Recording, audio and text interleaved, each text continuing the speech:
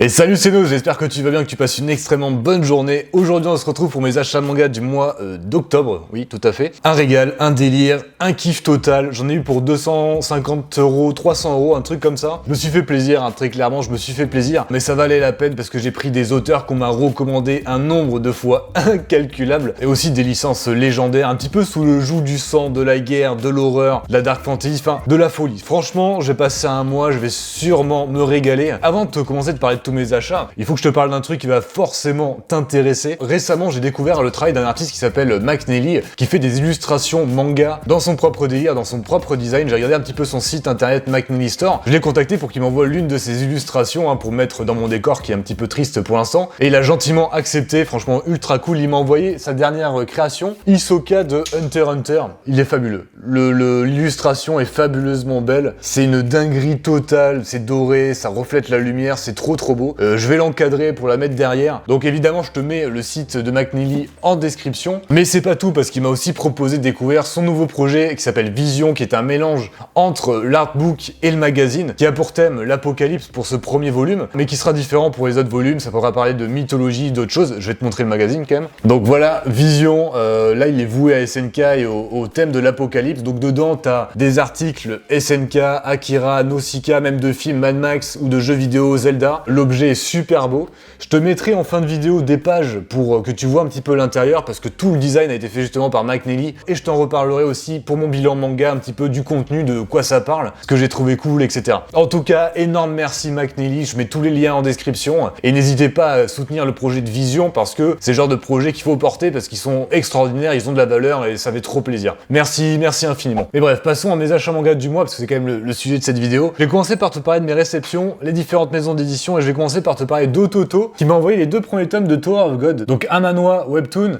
sens de lecture occidentale avec de la couleur, ça a l'air super cool. Un délire peut-être Battle Royale dans un monde fantastique, enfin, j'ai pas lu le synopsis ou quoi, mais je sais pas, c'est ce que ça m'inspire, ça a l'air super sympa. En plus de ça, c'est le premier webtoon que je vais lire de toute ma vie, donc j'ai hâte, tu vois, de voir est-ce qu'il y aura des différences avec les mangas en termes de code, de narratif, scénaristique, est-ce que l'univers aura d'autres points d'appui, etc., etc. Je suis super curieux, j'ai hâte de t'en parler pour une vidéo découverte. Ensuite, Casterman m'a envoyé Fenrir, les deux premiers tomes, donc je crois que c'est sorti assez récemment. Ça a l'air super bon, un délire peut-être à la Kingdom ou à la Vinland Saga dans le côté historique épopée. Je crois que c'est au niveau de la Mongolie cette fois-ci, de l'histoire de la Mongolie, donc à base probablement de paysages fabuleusement beaux, de combats équidés avec des armes stylées, des trucs comme ça, des arcs. Je pense que ça peut être super intéressant parce qu'on va probablement suivre un protagoniste en mode shonen, mais on va apprendre des trucs, tu vois, historiques par rapport à la Mongolie, puis c'est une histoire que moi personnellement je connais pas du tout, donc ça m'intéresse énormément. Et enfin pour mes réceptions, Askir, le site pour qui je fais des critiques écrites, m'a envoyé deux tomes. Le tome 1 de Undead Unluck de chez Kana, où il y a une communication complètement dantesque. J'ai quasiment jamais vu ça, il y a eu des placements partout. Le manga a l'air sympa, un shonen avec des super pouvoirs, des trucs comme ça, on en reparle. Et il m'a envoyé également Otome Game, le premier tome, qui n'a rien à voir pour le coup, de chez Delcourt Tonkam. L'édition est vraiment belle, j'aime beaucoup les éditions de Delcourt en général. Le manga c'est un isekai avec une protagoniste, donc qui va dans un jeu vidéo ou dans un monde fantastique, un peu des deux j'ai l'impression. Les dessins ont l'air vraiment super bons. Je pense que je vais juste me régaler avec cette lecture. Bon, à partir de là, on va passer sur mes achats, moi, c'est-à-dire mon argent, mon porte-monnaie, qui commence à faire la gueule d'ailleurs. Dans un premier temps, toutes mes suites de ce mois-ci, et je vais commencer par Kaguya-sama Love is War, le tome 5. J'ai fait une vidéo qui s'affiche juste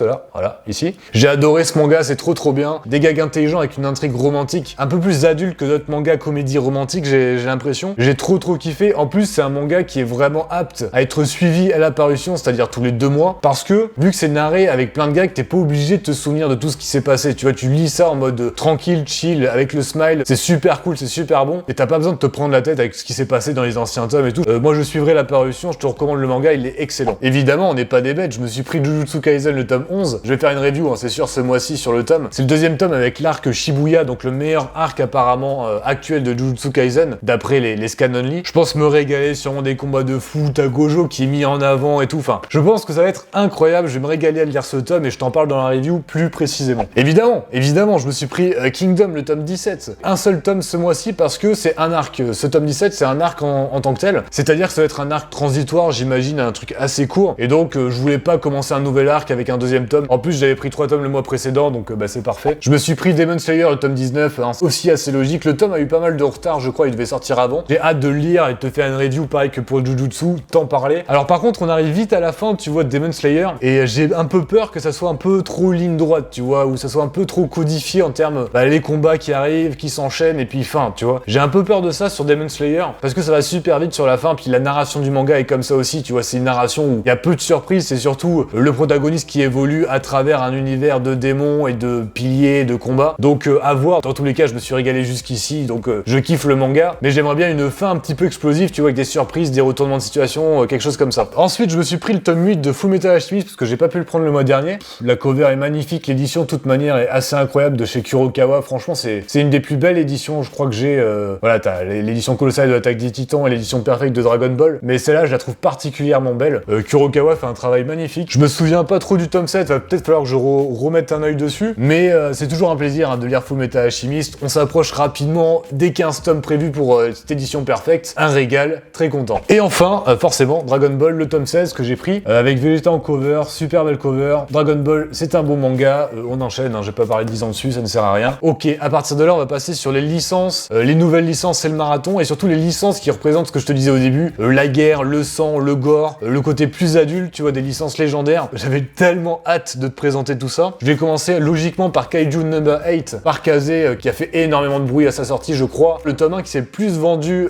en France à sa sortie, donc c'est assez incroyable. Les avis sont unanimes, le manga apparemment extraordinaire, toutes les critiques sont bonnes. Et d'après certains, ça ressemble un petit peu à Tokyo Ghoul. Moi j'ai vu une seule planche et ça m'a un peu fait penser à SNK, tu vois. Donc à voir, j'espère que le manga sera vraiment singulier, tu vois, qu'il aura une originalité dans l'histoire, dans tout ça. Trop hâte de lire, je pense que ça va être une dinguerie. Ensuite, je me suis pris Parasite, le tome 1 de la nouvelle édition, ça c'était sûr que j'allais me le faire à terme. L'édition est trop belle, elle est très chère par contre pour le coup, je sais pas si ça représente un seul tome ou 2 tomes, mais ouais, elle envoie du lourd, je crois que c'est 10,75 €, un truc comme ça. J'avais vu l'anime de Parasite qui est extraordinairement bon, je te le recommande si tu l'as pas vu. J'ai hâte de lire le manga, je l'ai jamais lu en papier, et je pense que ça va donner une autre dimension à l'univers de Parasite, j'espère me régaler. Alors lui pour le coup, c'est l'auteur qu'on m'a le plus recommandé sur la chaîne, que je procrastinais, évidemment, c'est Naoki Urasawa. On m'a recommandé du Monster, du Happy, moi j'ai pris 20th Century Boys, qui a l'air... Oh, il y a un marque-page, ah, j'avais pas vu, super. Qui a l'air super sympa, qu'on m'a beaucoup recommandé et que j'ai hâte de lire. Pourtant, j'ai un peu peur, tu vois, j'ai un peu peur parce que c'est le genre de lecture, je trouve, un petit peu élitiste où les gens qui lisent ça en parlent comme une œuvre vraiment incroyablement originale avec des codes de l'auteur et pas forcément des codes qu'on connaît mangatifiés, tu vois. Et donc ça me fait un peu la même chose que quand j'avais lu par exemple Le Seigneur des Anneaux en roman, ce côté où tu vas découvrir une œuvre qui est unique, un truc que tout le monde aime mais qui est super singulier. Et donc t'as toujours cette appréhension de dire est-ce que moi je vais comprendre un petit peu les codes de l'auteur, comprendre sa narration, comprendre le fond, son message de fond, qu'est-ce qu'il veut dire, tu vois. J'ai cette petite appréhension là, mais j'ai quand même super envie de le découvrir. Et en plus de ça, je me suis donné un petit défi pour 20th Century Boys, c'est de le faire en battle manga sur la chaîne, contre un manga qui est aussi légendaire que lui, voire plus. C'est Akira de Otomo. Donc pareil, une œuvre de science-fiction qui dépasse le manga en fait, tellement elle est connue, elle est épique. Akira, c'est un monument de la science-fiction. Et j'ai voulu vraiment mettre ces deux mangas en confrontation parce que ils ont ce point commun pour moi de une lecture qui me hype, mais en même temps qui me fait un peu flipper dans son côté élitiste, comme je te le disais, ce côté où t'as besoin de concentration, t'as besoin de capter les messages de fond, et où c'est une lecture très adulte. Et voilà, franchement, j'ai trop hâte. Franchement, j'ai trop hâte de pouvoir en parler. Je pense que ça va être super intéressant de pouvoir t'exprimer